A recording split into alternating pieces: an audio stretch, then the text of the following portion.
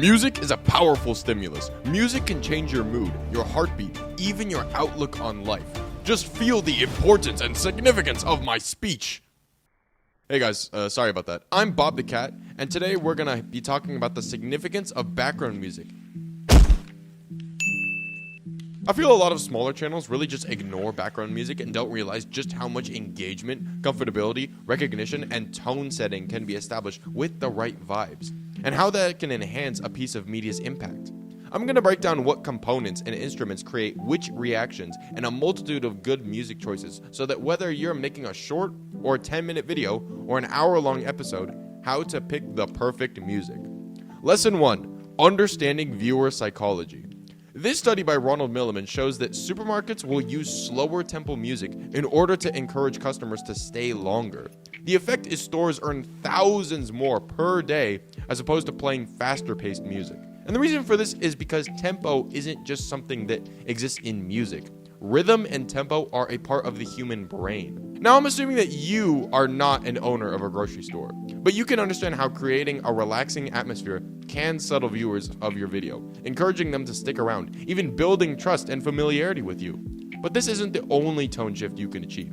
Some music excites, it thrills, it increases your heart rate. Look at any Mr. Beast video. He loves using dramatic music to start the challenge.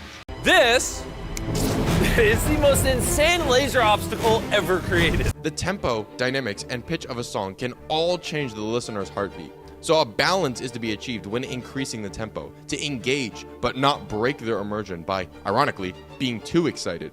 So an effective strategy, therefore, is to use faster, compelling music to hook a viewer, but then once they are interested, slow down and let them kick their feet up, without trying to scare them beforehand. Overwhelming the viewer sensually is also negative after all. The audience desires familiarity, ease of consumption, and the attention economy.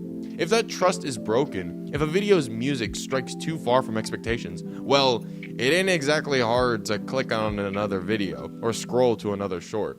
This is actually the reason most podcasts don't put any music in their commentary. They understand that podcast listening is a passive hobby. People don't just sit in a room and only listen to the podcast. In other words, the commentary itself is the background music for people's activities. They may lose their user base if they attempt to overstimulate people.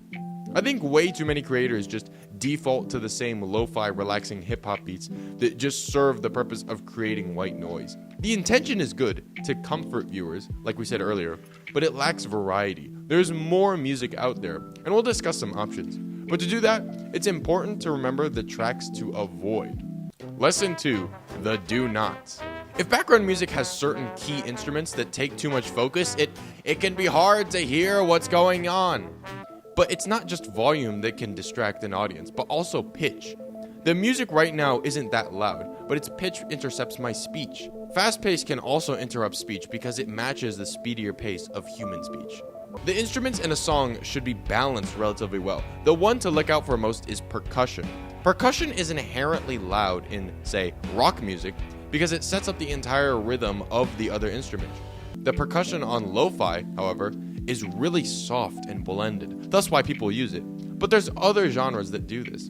Plenty of people use various classical music tracks because of the lack of percussion. It's actually quite interesting, music history-wise. Before African cultures blended with Western music writing to create blues, swing, jazz, or rock, the only percussion used in classical music was like large toms and bass drums and cymbals and xylophones. Drums were an African invention, after all, and thus were used less in pre-1850s European music. But anyway, soft jazz, classical music, lo-fi, chiptune, kitsch, and jazzy romp are all able to achieve the purpose of soothing, comforting, and creating a warm environment for a viewer. Lesson 3, copyright and music recommendations. There's some pretty easy ways to always guarantee being free of copyright issues. A lot of, quote, copyright-free music on these music sites aren't that great. They'll get the job done, but here are my recommendations. The public domain is a simple one. Anything made 96 years ago is free to use because copyright expires after that. So you can actually use super old-timey 1920s blues if that's your thing. There's also a wide array of classical music to use.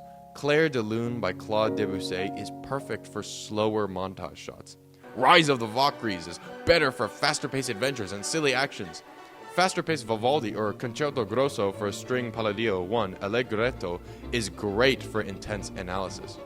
For some reason, this one specific song by Mozart blew up in meme culture. There's quite a lot to choose from.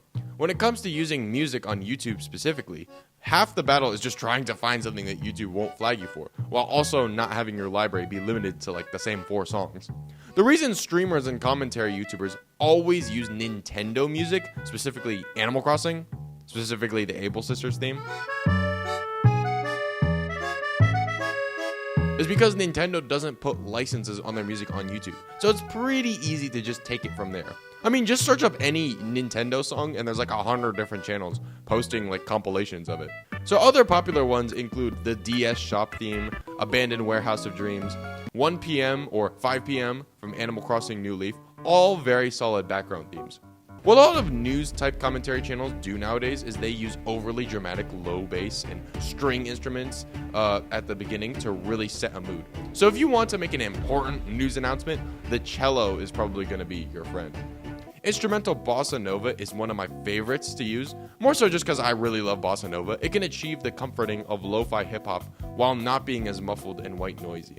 So to recap, understand the tones you want to establish, don't overwhelm or underwhelm the viewer, stay free of copyright, and use a variety of classics, jazz, and hip-hop. Anyway, those are my recommendations for how to use background music. That's all I got today. See you next time, subscribe, and bye!